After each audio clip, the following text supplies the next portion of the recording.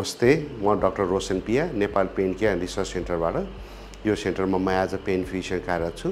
हामी यहाँ विभिन्न प्रकारको दुखाइको बिरामी जाँच र उपचारहरू गर्छौँ र विशेष गरी घोडा खिएको बिरामी धेरै आउनुहुन्छ घोडा दुखेर, र हामी टाउको दुखेको, गर्दनको नसा च्यापेको, ढाडको नसा च्यापेहरू, मासुहरू च्यातेको, मासु कसेको, क्यान्सरको दुखाइ, कुनै पनि दुखाइ लामो समयसम्म छ जसलाई हामी दीर्घकालीन दुखाइ भन्छ, र यो 3 महिनाभन्दा बढी समयसम्म दुखाइ भएकोलाई हामी दीर्घकालीन दुखाइ अथवा त्यस्तो बिरामीहरू चाहिँ अब चाहिँ म यो भिडियो मार्फत चाहिँ पेन क्लिनिकमा गएर उपचार गराउनु भयो भने चाहिँ बिरामीले राम्रो परामर्शहरू दिनुहुन्छ होला भने म यो भिडियो मार्फत जानकारी गराउन चाहन्छु।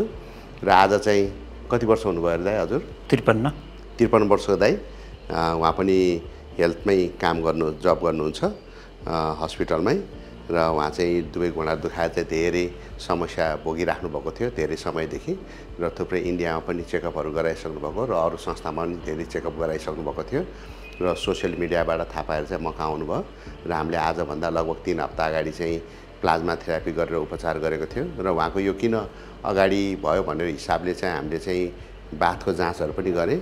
त्यसमा चाहिँ कुनै जाँचहरूमा पनि कुनै पनि पोजिटिभ नआएपछि हामी चाहिँ हड्डी खिएको भन्ने चाहिँ डायग्नोसिस गरेर चाहिँ हामीले चाहिँ अलमोस्ट ग्रेड 2 ओस्टियोआर्थराइटिस नि, त्यसको लागि चाहिँ हामीले प्लाज्मा थेरापी गरेको थियो। त्यो गरेपछि उहाँलाई चाहिँ सजिलो महसुस गर्नुभएको छ, होइन दाइ? ल, अब दाजुलाई के भन्नु मन छ कि सानो छु हेर्दै? पहिलाभन्दा सुधार भएर गएको छ, त्यही भएर अहिले म यो दोस्रो चोटिको लागि आएको छु।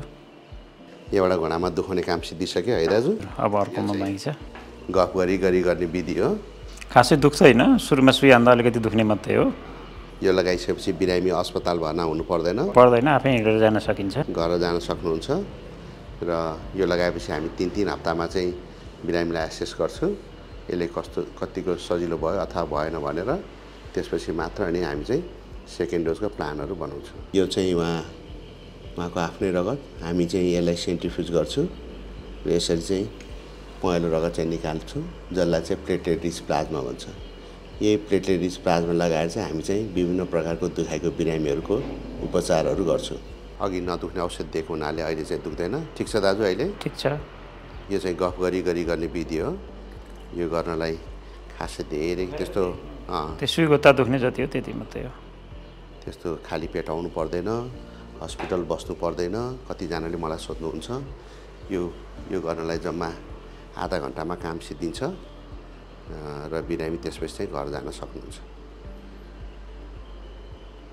हजुर खुसी हुनुहुन्छ? एकदम। थुप्रै ठाउँमा जानुभयो यसको लागि है? हस्, थ्याङ्क यू।